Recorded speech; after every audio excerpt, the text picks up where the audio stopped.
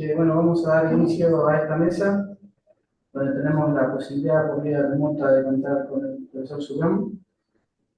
Bueno, por todos ustedes bien conocido y ha tenido actividad en distintos centros. Actualmente es el jefe de cirugía del hospital en París, Francia, y nos va a hablar de cirugía robótica y la aplicabilidad en el parto carcinoma. Profesor Sugam. Okay, thank you very much. Merci beaucoup, monsieur le modérateur. Tous mes remerciements les plus chaleureux au professeur Pablo Sonzini pour son invitation. Je suis désolé aujourd'hui de ne pas être en chair et en os à Buenos Aires. J'espère la prochaine fois. Évidemment, toutes mes amitiés à mes amis argentins que je salue ici.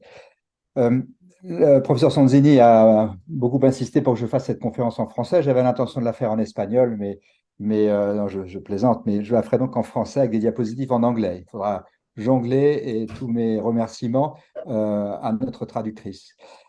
Ceux-ci sont mes conflits d'intérêts potentiels. Je vais donc vous parler aujourd'hui de la transition potentielle, possible, de la résection du carcinome hépatocellulaire entre la laparoscopie et la voie robot-assistée.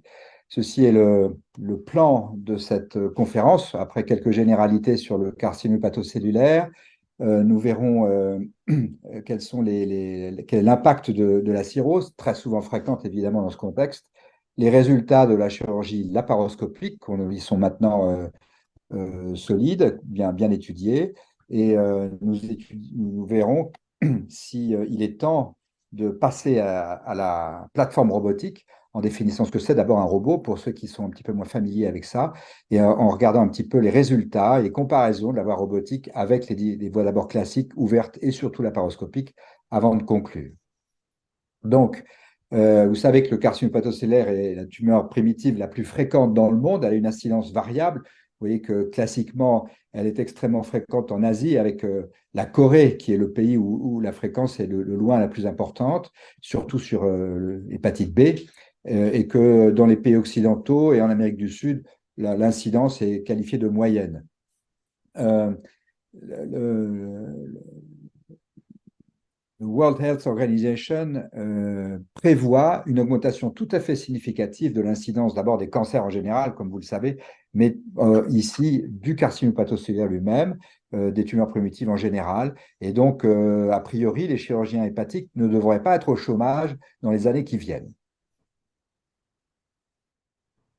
C'est un papier un petit peu ancien, mais d'une figure de l'étude du carcinome hépatocellulaire, LCRAG, dans cette revue du New England, pour vous montrer simplement que l'incidence augmente significativement dans le temps, depuis 30 ou 40 ans, mais que les résultats aussi s'améliorent, puisque vous voyez ici la survie à 5 ans augmente très régulièrement depuis les années 90 pour le carcinome hépatocellulaire. On le traite beaucoup mieux qu'auparavant.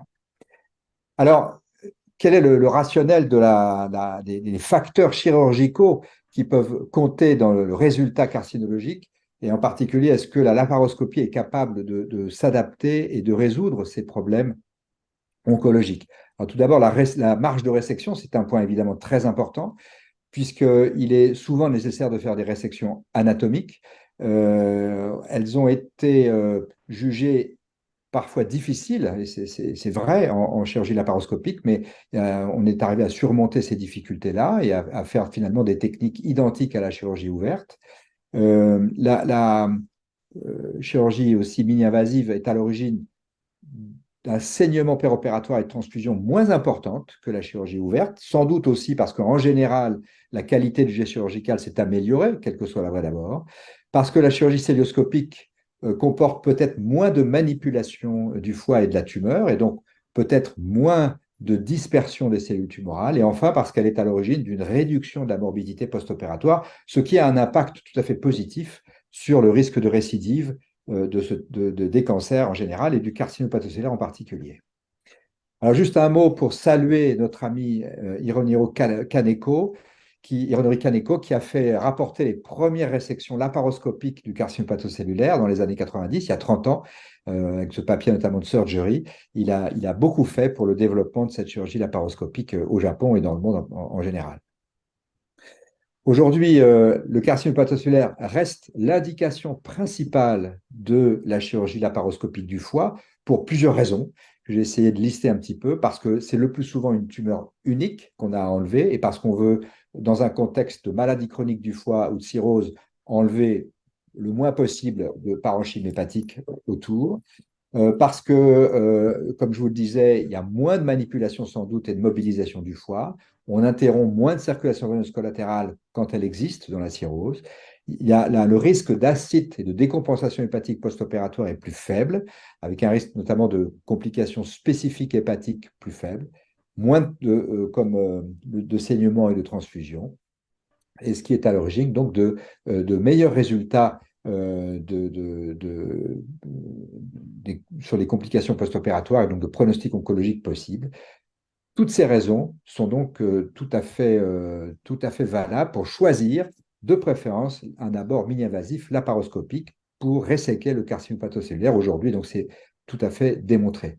Tellement démontré que vous savez que, notamment en Europe, on vit un petit peu sous la règle de cet algorithme du BCLC de Barcelone et qu'ils ont mis du temps, mais ils sont arrivés à conseiller l'abord laparoscopique, puisque voilà l'update de cet algorithme publié l'année dernière dans Journal of Hepatology et qui conseille donc la chirurgie mini-invasive, laparoscopique ou robotique, qui ils vont jusqu'à indiquer qu'elle permet d'obtenir des marges suffisantes, qu'elle est moins invasive, avec moins de complications post-opératoires et potentiellement moins d'impact sur la fonction hépatique post-opératoire, même chez les malades qui ont une hypertension portale significative. Donc ça, c'est un point très important, cette validation par le ASL et le groupe de Barcelone. Ceci pour vous souligner l'impact de la cirrhose sur les suites post-opératoires, puisque la cirrhose est évidemment très fréquente dans le contexte de la résection du carcinome hépatocellulaire. Et ce papier a été publié sur la série nationale française, multicentrique. Vous voyez, plus de 3000 résections laparoscopiques du foie dans 27 centres. Et dans ces centres, il n'y a pas que du CHC, mais il y avait 774 malades qui avaient une cirrhose prouvée, donc histologiquement. Évidemment, l'indication était 9 fois sur 10 un carcinome hépatocellulaire. Ils ont été comparés avec un score de propension pour bien apparier les malades. Et donc, dans chaque groupe, il y avait 311 malades. Et on avait dans cette étude une durée de chirurgie qui était comparable entre cirrhose et non-cirrhose et une incidence de complications en dehors des complications spécifiques hépatiques qui étaient comparables également. Mais en cas de foie de cirrhose, il y avait une augmentation de la mortalité, de l'insuffisance hépatique post-opératoire, de l'acide, des pertes sanguines et de la durée d'hospitalisation. Tout ceci pour vous dire que malheureusement, la laparoscopie, certes, est à l'origine de diminution de la morbidité, mais qu'elle ne compense pas totalement le risque associé à la cirrhose. Il faut donc rester très prudent avec des indications très précises et bien sélectives dans ce contexte. Quels résultats donc peut-on attendre de la chirurgie mini-invasive de la résection du carcinome hépatocellulaire? Elle se fonde sur essentiellement des études de corps, des comparaisons, même avec des scores de propension. Il y a aussi des méta-analyses. Tout ceci, ces éléments ont montré une diminution des pertes sanguines, de la morbidité, la durée d'hospitalisation et des complications spécifiques hépatiques, mais il y a toujours, malgré des comparaisons vraiment bien appariées, un risque de biais. Il n'y a pas d'études randomisées publiées à ce jour. Il y en a une en cours en France qui est déjà bien avancée, comparant la chirurgie ouverte et la laparoscopie. Et bien évidemment, on sera très heureux de pouvoir obtenir les résultats qui seront sans doute méthodologiquement beaucoup plus solides que ces comparaisons rétrospectives.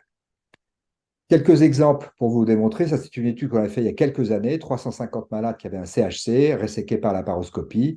Le plus sous 40% de résections dites wedge, donc périphériques, et le reste était des résections anatomiques, y compris des résections majeures. Et vous voyez que les résultats étaient tout à fait satisfaisants. 2% de mortalité à 30 jours, à un mois, 22% de morbidité, 5% de transfusion, 13% de conversion, sans doute un peu plus élevé que quand il n'y a pas de cirrhose, sûrement, et survie globale à 5 ans, 64%, et sans tumeur, 40%. Des résultats comparables ont été publiés en Asie. Ici, c'est une étude coréenne avec des résultats à long terme qui étaient comparables, une étude chinoise de Hong Kong qui montrait même des résultats un petit peu meilleurs par laparoscopie, mais là aussi, il pouvait y avoir un petit biais de sélection. Étude japonaise où il y avait beaucoup de malades, ils ont une base de données nationale également, avec moins de pertes sanguines, hospitalisation plus courte et moins de complications. Dans ce groupe où il y a 387 malades dans chaque groupe à parier et des résultats à long terme qui étaient tout à fait comparables. Ça, c'est une méta-analyse qui a été faite dans la foulée des recommandations européennes de Southampton en 2017, qui montrait également moins de complications et de pertes sanguines. Et puis, je voulais juste terminer sur ces notions de laparoscopie et d'évaluation des résultats sur une nouvelle métrique, comme on dit, outil de mesure, c'est le Textbook Outcome, qui est un outil intéressant et qui est défini ici. Alors évidemment, le problème, c'est que le Textbook Outcome n'a pas une définition pour l'instant homogène. Hein. Des publications utilisent parfois des définitions différentes. Mais ici, dans ce papier multicentrique français que nous avions publié il n'y a pas longtemps, eh bien, le textbook outcome était défini comme le malade idéal qui avait des marges de résection saines, pas de transfusion, pas de complications, pas de mortalité, pas d'hospitalisation prolongée, ni de réhospitalisation. Et pour obtenir ça, eh bien, la laparoscopie était le moyen idéal, c'était beaucoup mieux que la voie ouverte, puisqu'elle augmentait significativement le taux de textbook outcome et que dans ce nouveau concept de probability of cure, comme on dit en anglais, donc des meilleures chances de guérison, eh bien, c'était l'association laparoscopie et textbook outcome qui procurait aux malades les meilleures chances de traitement et de guérison du carcinome hépatocellular. Ça, c'est un point, je trouve, tout à fait intéressant à souligner. Alors, devons-nous effectuer une transition de la laparoscopie vers le robot? C'est évidemment une grande question d'actualité, puisqu'il n'y a pas que des avantages, il y a aussi des inconvénients. On va essayer de les voir. Alors, qu'est-ce qu'une plateforme robotique? Brièvement, pour ceux qui connaissent un petit peu moins, elle comprend évidemment un certain nombre d'éléments. Tout d'abord, le chariot patient, où il y a 3 ou maintenant plus souvent 4 bras. Vous savez qu'il y a essentiellement une plateforme robotique qui est celle d'Intuitive, de Da Vinci, qui existe depuis plus de 20 ans et qui est pour l'instant la seule qui a une autorisation en Europe et aux États-Unis, de la FDA et du marquage CE en Europe, pour faire la chirurgie hépatobiliaire. Donc, c'est surtout à celle-là qu'on fait référence, mais il y a plusieurs plateformes robotiques qui apparaissent, qui ont été créées par différents fabricants et qui sont en passe de solliciter des autorisations de marquage CE et FDA. Donc, il y a ces 4 bras du chariot malade. Il y a une console, ici celle d'Intuitive, c'est une console fermée où le chirurgien place son front contre un appui. Ici, il y a une vision 3D avec une magnification, avec un grossissement très important. Un chariot ici de générateurs avec l'insufflation, les différents générateurs d'outils à énergie. Des instruments, ça c'est un problème d'ailleurs qu'il ne faut pas sous-estimer parce que c'est compliqué de fabriquer des instruments pour la chirurgie robotique, surtout parce qu'ils proposent plusieurs degrés de liberté, jusqu'à 7 degrés de liberté, et que c'est compliqué d'avoir les mêmes instruments qu'en célioscopie, a fortiori en chirurgie ouverte, et que ce n'est pas facile, et qu'on n'a pas tout encore. Et c'est là un des problèmes, puisqu'on a besoin de choses très sophistiquées en chirurgie hépatique. Et enfin, des logiciels qui sont très importants, parce qu'on ne peut pas passer d'un outil de chirurgie laparoscopique au robot sans avoir aussi un software très, très, très élaboré. Ce n'est pas toujours simple.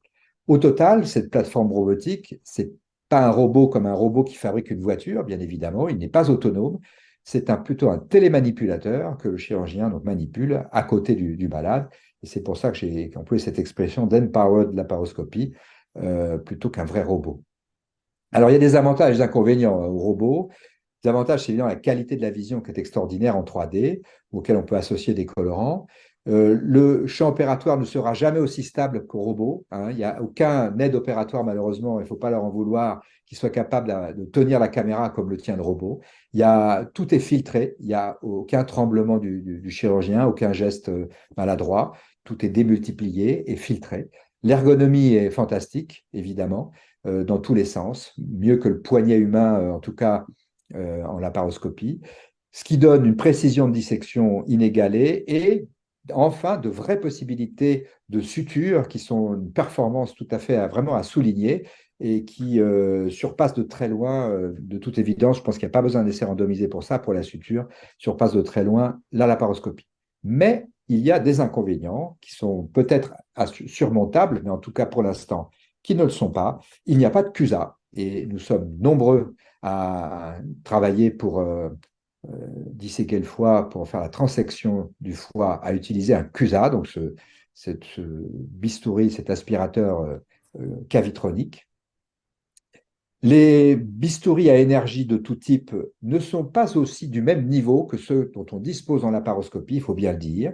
Il y a des bonnes choses, mais ce n'est pas au même niveau, ce n'est pas la même efficacité. La fluorescence avec le verre d'indocyanine n'est pas non plus encore au même niveau. On se demande d'ailleurs ce qu'ils font, mais ce n'est pas au même niveau que la laparoscopie. Vous voyez cette image, elle est quand même assez primaire. Elle me rappelle les premiers ordinateurs portables où on avait ces moniteurs verts, vous savez, et en comparaison de la qualité qu'on a en 4K extraordinaire aujourd'hui sur un ordinateur portable. C'est un peu la même chose, je trouve. Le robot, curieusement, reste à un niveau inférieur à celui de la laparoscopie pour le verre d'indocyanine et la fluorescence. Et puis deux éléments qui sont à souligner parce qu'ils sont très importants, c'est la disponibilité du robot. Il n'y en a pas partout parce que c'est très cher. C'est très cher pour les hôpitaux. Dans beaucoup de pays, ce n'est pas encore pris en charge par les assurances sociales. Et donc, même dans certains pays, c'est à la charge du malade ou à la charge des hôpitaux sur leur propre budget. Et vous savez que les hôpitaux ne sont pas toujours riches. Et donc, le coût est un problème pour les robots. C'est très cher. Un robot XI de dernière génération intuitif, ça vaut 1,5 million de dollars américains. Donc, c'est très cher. Alors, juste pour vous montrer, je pense qu'on a le temps, quelques minutes, comment ça se passe. Vous voyez la vision vert d'indocyanine qui sépare le foie droit et le foie gauche après avoir, dans ce cas-là, fait la dissection intrafaciale. C'était pour montrer surtout l'intérêt qu'on se sert sur un trocar additionnel avec un chirurgien de plus qui est au lit du malade, sur le côté malade, qui se sert du CUSA. Le chirurgien dans la console, lui, utilise la bipolaire ici à main gauche et un instrument à énergie dans la main droite. C'est un vessel sealer. Et on arrive, c'est un foie de cirrhose, qui a un carcinome hépatocellulaire dans le foie gauche. Et vous voyez, on peut utiliser malgré tout, on y arrive, c'est un petit peu acrobatique. Alors, quand la transection est un seul plan, comme ça, transversal, enfin, vertical du foie, eh bien, on peut utiliser le CUSA. Quand c'est des résections anatomiques plus compliquées, avec plusieurs plans, c'est quand même beaucoup plus difficile. Et on est obligé de faire sans CUSA.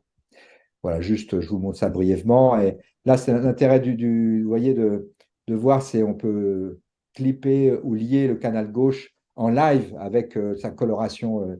J'aurais dû vous montrer un tout petit peu avant comment ça se passe. Voilà, ça c'est le canal gauche, on fait une ligature, etc. Et puis voilà, on va passer ça, c'est pas aujourd'hui le plus important. Alors, quelques éléments de la littérature sur les premiers résultats de l'utilisation du robot. Voilà un papier déjà qui a quelques années qui vous montrait la comparaison entre chirurgie robotique et chirurgie ouverte, qui est toujours, je trouve, une comparaison un petit peu délicate parce que souvent les cas faits au robot sont évidemment beaucoup plus récents que la voie ouverte, et donc il y a toujours un petit biais comme ça chronologique, difficile. Mais enfin, il y avait du nombre, c'est-à-dire qu'il y avait 112 résections robots comparé à 275 résection ouverte avec un score de propension, 80 malades dans chaque groupe. Voilà, et c'était un papier de Taïwan. Et vous voyez ici que bah, ça durait plus longtemps au robot, mais qu'en revanche, la durée d'hospitalisation et l'utilisation de la morphine, ça c'est des choses classiques de chirurgie mini-invasive, étaient en faveur du robot. Un autre papier très récent paru cette année, JAMA Surge, qui est important, qui est à l'initiative de l'équipe de Fabrizio euh, en Italie, à Modène, qui a utilisé Fabrizio Di Benedetto, pardon, 4 centres de chirurgie hépatique qui faisaient du robot entre 2010 et 2020. Il a commencé tôt, et 240 voies ouvertes versus 158 résections robotiques avec un sort de propension, donc 106 malades par groupe, parce que c'est pas mal, les groupes étaient comparables, et ils ont étudié les résultats à court terme et à long terme. Et vous voyez ici que, eh bien, par voie robotique, ça durait un peu plus longtemps, la chirurgie, et qu'il y avait plus de pertes sanguines. Ça, c'est un résultat un petit peu surprenant, qui le plus souvent, c'est plutôt l'inverse. Donc, c'est un petit peu curieux. Peut-être que c'est cette étude-là uniquement. Mais en revanche, toujours pareil, chirurgie mini-invasive, les malades restent moins longtemps à l'hôpital, ils se rétablissent plus rapidement, c'est un grand classique. Même chose pour la séjour en soins intensifs quand c'était nécessaire. Et puis, un avantage sur le risque d'insuffisance hépatique post-opératoire. Et ça a été aussi montré après chirurgie laparoscopique. Eh bien, c'est un avantage de la chirurgie mini-invasive. Il y a un petit peu moins de risque d'insuffisance hépatique post-opératoire. À long terme, les résultats oncologiques, vous voyez que la survie à 5 ans était un peu mieux dans le chirurgie robotique, mais la différence n'était pas significative, sans doute par un peu de manque de puissance ici, puisqu'il n'y a pas assez de malades à long terme. Et ici, l'incidence de décès liée à la récidive tumorale, pareil, c'était un peu supérieur par voie ouverte, plus de décès, mais là encore, la différence n'était pas significative. Un autre papier que j'ai gardé parce qu'il était une comparaison entre robot et laparoscopie. Alors ça, c'est beaucoup plus intéressant parce qu'évidemment, c'est des groupes qui sont souvent plus homogènes, hein. La sélection des malades pour la chirurgie mini-invasive est souvent la même entre laparoscopie et robotique.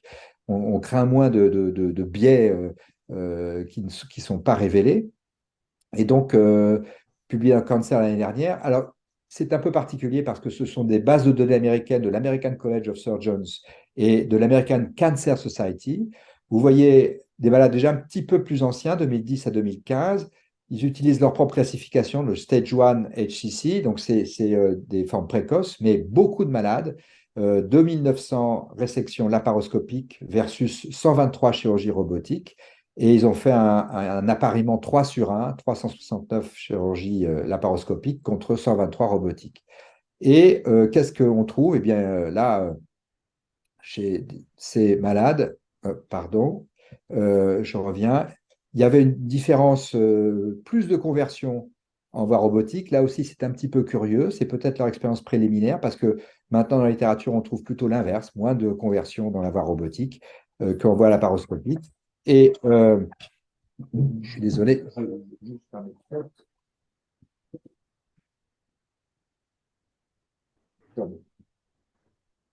Et un petit peu. Et donc, la mortalité ici était comparable entre les deux groupes. Et alors, curieusement, ils avaient étudié les ganglions, ce qui évidemment, un curage ganglionnaire n'est pas fait en cas de carcinome hépatocellaire, mais c'est sans doute parce qu'il est répertorié. D'ailleurs, il était très peu fréquent, vous voyez, 2%, et il y en avait un petit peu plus par voie robotique, certainement parce que c'est plus facile de prendre des ganglions par voie robotique. Et à distance, la survie à long terme, eh bien, il y avait un avantage qui était significatif pour la voie robotique. Là aussi, c'est quelque chose qui est à confirmer. Les raisons ne sont pas tout à fait claires là aussi. Alors, euh, je terminerai par deux papiers importants parce que ce sont des méta-analyses qui comparent la voie laparoscopique à la voie robotique ici. Ce premier papier qui montre pas de différence en termes de complications globales, pas de différence non plus pour les complications sévères, majeures, de grade 3-4 dans la classification de Clavien-Dindo, et pas non plus de différence en termes de complications mineures. Ce n'est pas complètement surprenant, je trouve, entre célioscopie et robotique, c'est deux voies mini-invasives, et bon, voilà. Après, il y aura probablement des sous-groupes, ou peut-être il peut y avoir un avantage du robot, mais ça reste à démontrer. La dernière méta-analyse qui vient de paraître ici, qui est assez intéressante parce qu'elle a utilisé 22 études appariées par un score de propension. Beaucoup de malades, vous voyez, 2400 résections robotiques. Alors, ce n'est pas que du CHC, hein, mais je l'ai mise quand même. Et 2800 résections laparoscopiques. Et il y a des éléments significatifs en faveur de la voie robotique. C'est les pertes sanguines. Il y en a moins qu'en laparoscopie. Le taux de conversion, comme je vous le disais, ça c'est voilà, il y a moins de conversion par voie robotique, sans doute d'ailleurs parce qu'on arrive à un moment différent. Peut-être qu'au début, il y avait plus de conversion en célioscopie, qu'il y en aurait moins de nos jours. Et les complications sévères, eh bien, un peu moins en chirurgie robotique, mais vous voyez que la différence est nettement moins significative, donc ça nécessite d'être un tout petit peu prudent. En revanche, aucune différence en termes de durée opératoire, du clampage de Pringle, de la durée d'hospitalisation, de transfusion, de résection R0, de la mortalité et des complications globales. Donc, le niveau d'évidence, de niveau de preuve dans cette méta-analyse était qualifié d'acceptable ou de faible dans la classification GRADE. Donc, pour conclure, messieurs les modérateurs, mesdames et messieurs, je dirais que le carcinome hépatocellaire, comme vous le savez, a une incidence qui augmente dans le monde, surtout liée donc au virus et à la maladie métabolique. que la résection mini-évasive est à proposer dans les formes limitées en première ligne et que c'est une pratique standard de nos jours, bien évidemment, et qu'on recommande la laparoscopie. La plupart des sociétés savantes aujourd'hui recommandent l'approche mini-invasive, que à la fois la célioscopie et l'approche robotique, toutes deux sont des techniques mini-invasives et qu'elles entraînent certainement une diminution des complications post-opératoires par rapport à la voie ouverte. Ça, on est d'accord, avec un niveau de preuve dit acceptable, mais qu'aujourd'hui, la voie robotique est associée uniquement à des avantages théoriques sur la voie laparoscopique qui ne sont pas encore démontrés et qu'en revanche, il y a des inconvénients réels, et je vous ai dit en particulier d'ailleurs quelques problèmes technologiques qui sont à améliorer et surtout le prix de ces robots et leur diffusion. Tout le monde ne peut pas avoir accès aux robots, ni les chirurgiens, ni les malades. Tout le monde ne peut pas avoir accès aux robots pour l'instant, donc ceci est évidemment amélioré. En revanche, si on ose un peu une perspective d'avenir, eh bien c'est sûr que la chirurgie, la plateforme robotique permettra l'intégration à l'avenir de la réalité augmentée qu'on attend, de la navigation et de l'intelligence artificielle qui manifestement vont jouer un rôle très important dans ces techniques mini-invasives. Et je ne peux pas terminer sans vous inviter à participer ou à assister à la première conférence de consensus internationale sur la chirurgie robotique hépatobiliaire et pancréatique que nous organisons avec notre ami Pierre-Alain Clavien à Paris du 7 au 9 décembre 2023. Et je vous remercie beaucoup de votre attention et de votre présence à cette conférence de consensus. Bueno, una pregunta, así cerramos. El doctor acaba de mostrar perfectamente que hay $1.000.000 es mucha plata para la salud francesa. Hoy en Argentina estos valores son más que inalcanzables. También mostró que la seguridad del procedimiento, que quizás es lo más importante para cualquier procedimiento que se está desarrollando, es un procedimiento seguro para el hepatocarcinoma, pero que todavía no está mostrada su validez. La pregunta es ¿qué espera en los próximos años? Probablemente cuando se inició la laparoscopía de los órganos sólidos tampoco sabíamos a dónde iba a llegar. Da la sensación que además los costos van a bajar como cualquier material que se está desarrollando, pero ¿qué expectativas él tiene para el desarrollo futuro? Que es un poco el consenso que van a desarrollar ahora en poquito tiempo, también un poco cuáles son los objetivos a corto y mediano plazo, ¿no?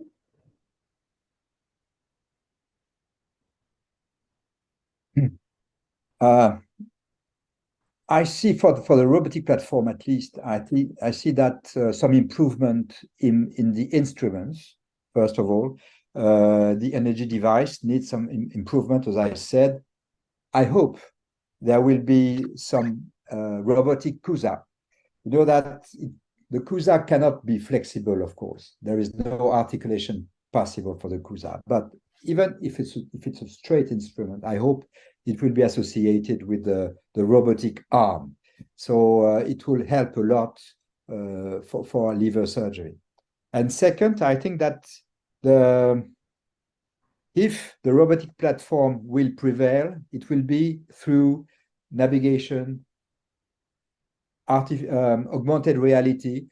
If we are able to see at the same time the real liver of the patient and the image from the CT scan, from the MRI, to see where is the tumor, the relationship with the vessels and so on, with some augmented artificial intelligence for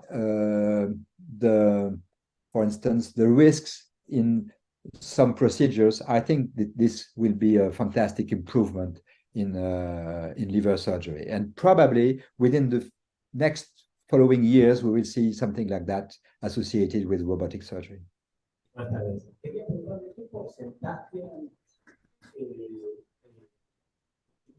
Robot en adquisición de hepatocarcinoma en Francia o París.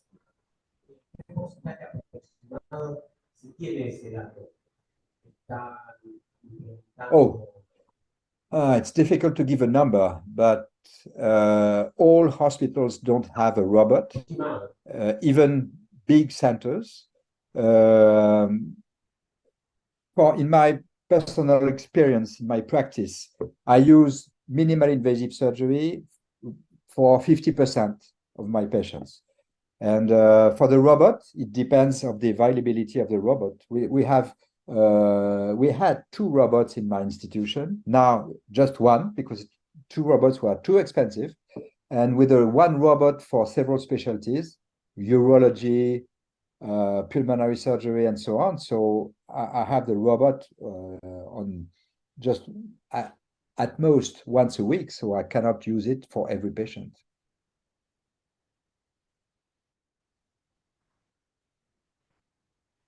Bueno, estamos ya terminando la sesión. Quiero agradecerle nuevamente al profesor Sudán por su gentileza de hacer la oportunidad remota. Le agradecemos mucho a su charla, ha sido muy generoso y también muchas gracias.